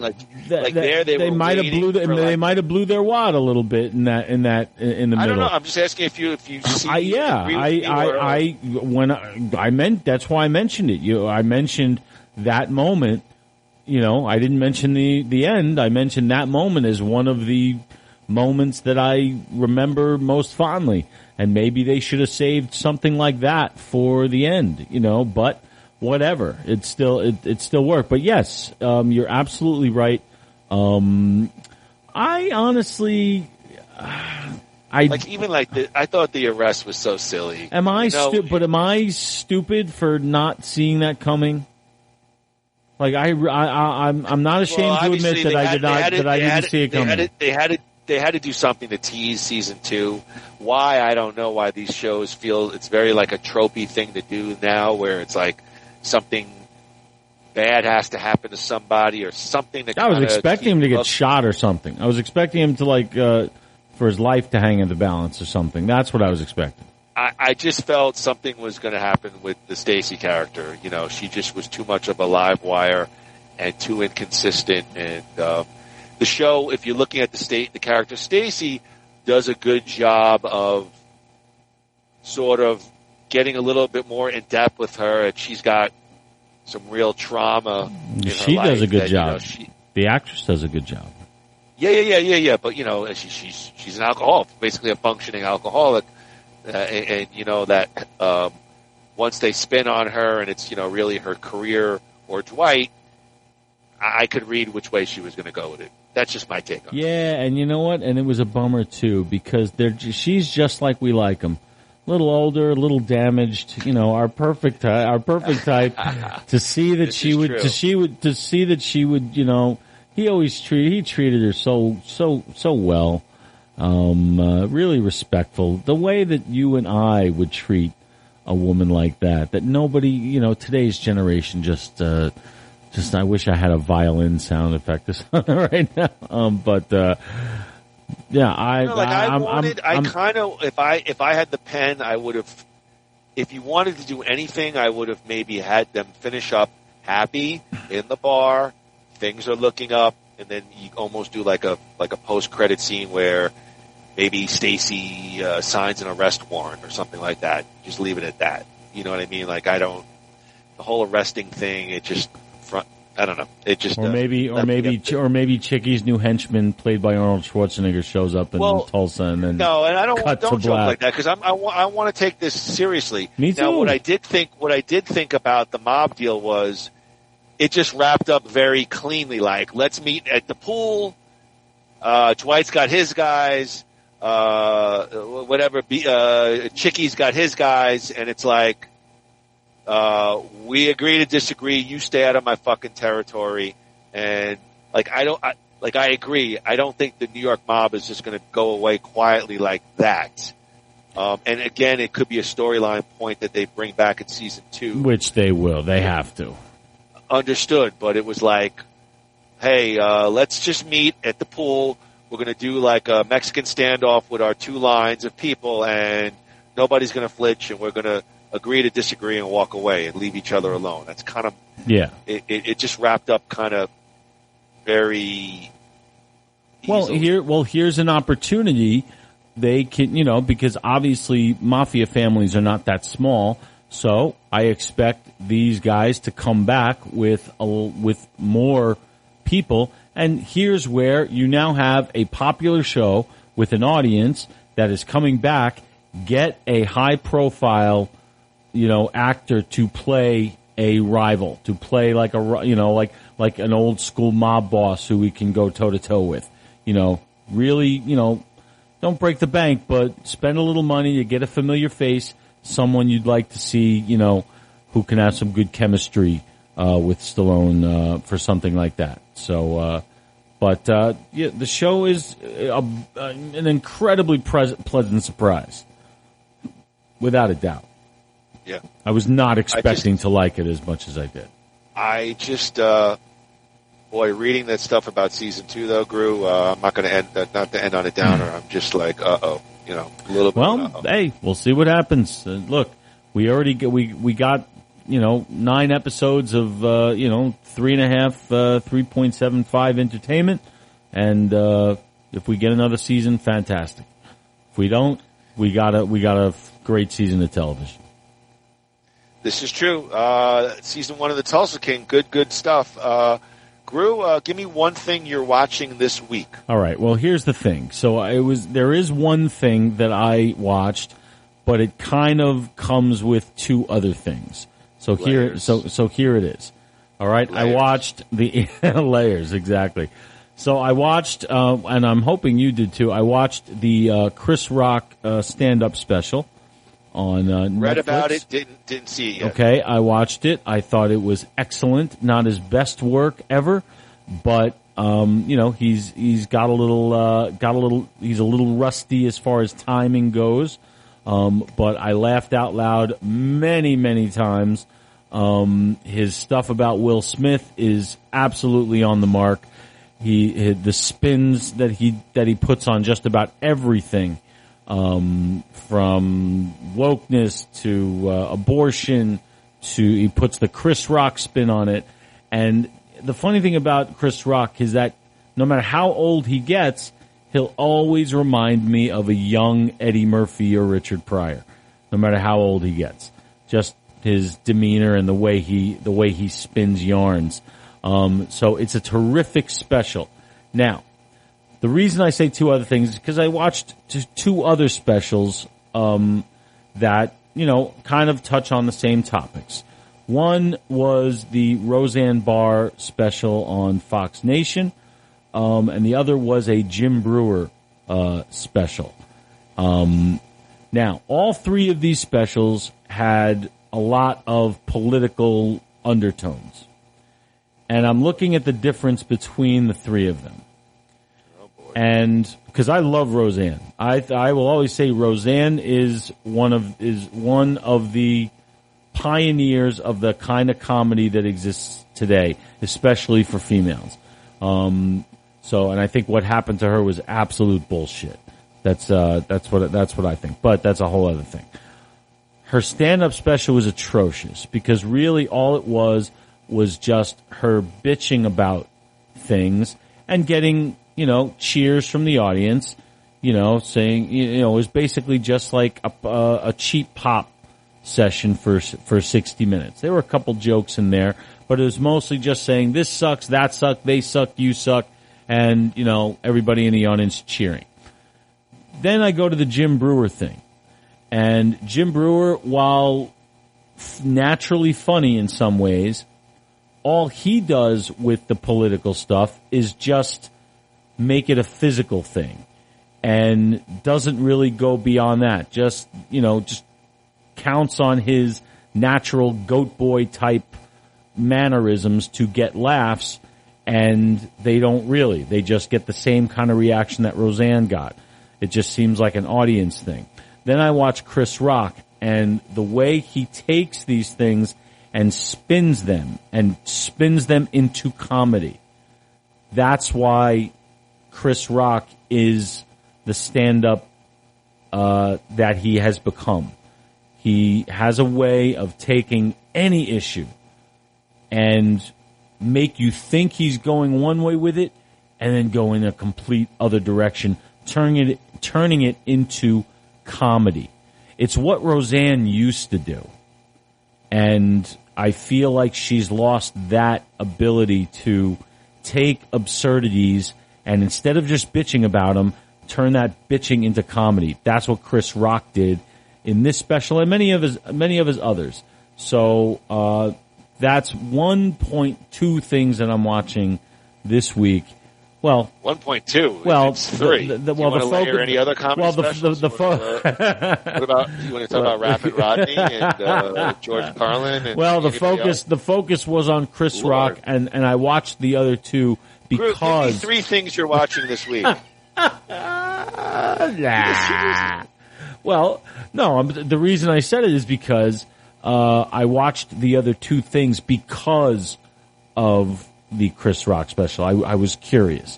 So, anyway, that's I want you to see the Chris Rock thing. I think you'll like it. I will see the Chris Rock thing. It got the things that I read about it on the internet were very, very positive. But what are you watching this week? Wow, I'm going to be. What 9 shows are you watching this week? I actually this is like a last weekend. I had some free time. I wrote what did I watch this week? It's called Sex Before the Internet. Vice TV's look at the world of sex and pornography before the Internet. And like in a weird way, Groo, it's like a woebegone age of innocent starlets making their way out to California before the Internet and video. And it's like a 9-part series, and it just talks about. It's kind of like what was that movie with Mark Wahlberg? Boogie Nights. Yeah, it's sort of like, that kind of thing, and they have different episodes, and they talk like one was like the starlets of their time, like Tracy Lords and Ginger Lynn, and like their rivalry, and another one was like the AIDS crisis, and the AVN Awards, and just different things like that. And I love Vice TV. I love how they do like those documentaries. Like, I don't know, they seem to do that really, really well. Why didn't they interview me for that? I don't know. It's called The Sex Before the Internet, and I will like to say, although I guess I'll be layered. I didn't want to do this as my one thing I'm watching this week, but I have to say, the Jake the Snake Roberts WWE Legends was just stunning. Yes, it's. I actually wrote in my notes, absolutely stupendous. Must see viewing for really anyone who's overcome. I mean, the level of. And again, it's everything's alleged, but the level of abuse, mental, physical, sexual, that this guy and really his family members were dealt, and how this guy is standing on 2 feet, coming out of it, years of addiction. And I watched the resurrection of Jake the Snake on I don't know, whatever streaming service and DDP, and God bless that dude. And again, I won't go into a full review, but that Jake the Snake Roberts on WWE Legends, I mean, I was kind of teared up at the end, really, and it doesn't have that happy ending, really, because if Jake the Snake is on the straight and narrow, but not all of his family came on board with him. Yeah. Anyway, Sex Before the Internet, Vice TV, but also as a wrestling fan, that Jake the Snake Roberts WWE Legends was stupendous. Yeah, well, I saw that, and I couldn't agree more with you. That was incredible. But I did not see Sex Before the Internet. I have a lot of experience with Sex Before the Internet, but I will. Who doesn't? I will be very interested in checking that out based on your recommendation. Yeah, it was good seeing. It was good seeing Ginger Lynn again. God, I miss. We go back. Yeah, so she was in that Metallica, the Seeger cover. Turn the Page. Turn the Page. Yes. Ooh, good call. She was in that music video. I forgot about that. By the way, good call. Next weekend, I'm going with Brian Swain. We're going to a Bob Seger tribute band. Nice. Yeah. Yeah. I'm going to see the Lords of 52nd Street on Saturday night. Oh, I'd like to, please, on our next podcast, I want a review. Speaking of which, Andrew, good segue. For our next podcast, it's going to be our next episode of Van Dammit. It's 1991. It's Steven Seagal. It's Out for Justice and Andrew Guthius' request. I am doing this against my quote-unquote better judgment. But unlike Andrew, I will review with an open mind. Speaking of Billy Joel, Gino and Richie, and sounds like a gay scenes from an Italian restaurant. Groo, out for justice. Yeah, this is a request of mine. It's let me talk to you. Yeah. I'm looking forward to this. Well, I look forward to every one of these, but this is a request of mine. This is a movie that it's no secret that I love it.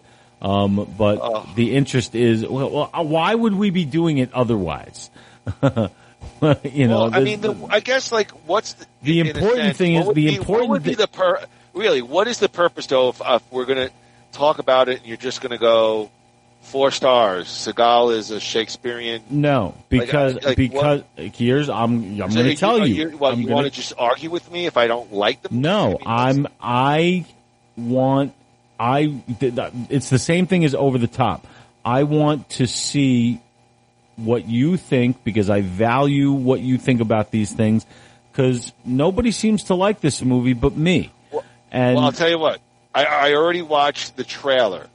Yeah. I was, I think you have it on Vudu, right? Yeah. It's one of my favorites. I just looked on, okay, so I'll watch it, but I was on my TV and I'm like, maybe I can get it somewhere for free. So I put in Out for Justice and, it's let's say a pay thing, but it says here, click here and watch the trailer and I get the Seagal, I'm just getting ready. The bad New York accent, Richie, and then he's wearing. I think. What does he think? He's a what is that? Guardian? What was the Guardian Angels? What was the thing that group? Yeah, Curtis Sliwa, the Guardian beret. Angels. Yeah, he's got the beret with the sleeveless shirt. There's not one muscle in his arm. Yep. And the ponytail, and I'm like, oh boy! But yeah, I want you to see it. I'm going to watch it. Give you straight down the line. That's if I didn't want the truth, I wouldn't come here. So that's why I'm here.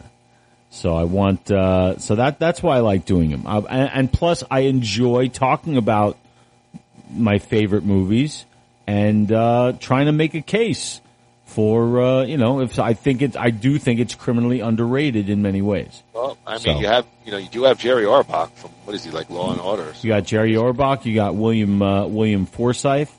I guess you could make your case, Law and Order. Well, I'm looking forward. Gina Gershon is in it. Dominic Chianese from The Sopranos, and I'm sorry, that was I was thinking of. And The Godfather. Gina Gershon. So, Gina Gershon. Yeah, Gina Gershon. So so I'm definitely looking forward to talking about that with you. Oh, Ginger Lynn, let me just drink a Coke. Here we go. Sorry. And then finally, Groo, for our next Nothing Worthwhile podcast, Andrew Gruthius will be here with me live in Phoenix, Arizona, as we begin our annual jaunt to the show of shows. Nothing Worthwhile will be broadcasting live out of New Life Center. Who knows? Andrew may get that well-deserved makeover, and after all of the mirth and merriment, Andrew and I will get to do one of our favorite shows of the year. It's our WrestleMania preview show. We got 2 nights in LA to cover. Who does Andrew like? And of course, who does your podcasting god like? Who will be walking out of WrestleMania with, will we be walking out of WrestleMania with the new undisputed Universal Heavyweight Champion? All that more. Groo face to face in Phoenix. It's our world famous WrestleMania preview show. Can't wait. We're ready. I'll be headed out there, in a few weeks via Italy. I'll be stopping in Italy for about 10 days beforehand. But then, I am headed your way. Let me tell you something. You better be on a strict vitamin regimen. Get your sleep because. Yeah, I know. Lord. Believe me. Can't wait to get out there. Can't wait to do what we do best. And that is very, very childish things. Exactly. I was I'm kind of ashamed, but. Well, it is what it is. We are who we are, and, definitely very excited. Hey, WrestleMania preview show. It's always a highlight. All right. That's it for season 1 of the Tulsa King. Andrew, let's wrap it up and take us out of here. All right, ladies and gentlemen, thank you for joining us on this special Sunday night edition of Nothing Worthwhile with Moody and Groo. Sunday Night Heat. Sunday Night Heat. Rest in peace. As my esteemed colleague told you, next week we'll be going into back in the Van Dammit universe, and which is almost sacrilegious, doing one on Steven Seagal. I know one person who's not going to like this very much. And then following that, we are back to the mothership. Wait. What? Who is that? Oh, Seagal hates Seagal. Seagal hates everything. That's true. We're rapping. First of all, let me say this: if he listens, I love that dude. I respect his. I respect his takes on it. Doesn't mean I always agree with them, but that dude he puts it right out there. So I do appreciate it. Yep. Hey, Seagal, it was an Andrew Gruthius request. Okay. That's right. Hey, I am not shy about it, but. And the week after that, we will be going back to Nothing Worthwhile. What did we say we were doing? WrestleMania oh my God. Oh yeah, I keep forgetting how close. No, I feel like there's more time and there's not. You need to drink more Coke and Pepsi. Hey, it's late. It was a long weekend. And Ginkgoba Biloba. And take more Ginkgoba Biloba. All right, very good, Robin. All right. Well, all right, ladies and gentlemen, we'll see you next time. And until then, 1, 2, 3. Quack, quack. Quack, quack.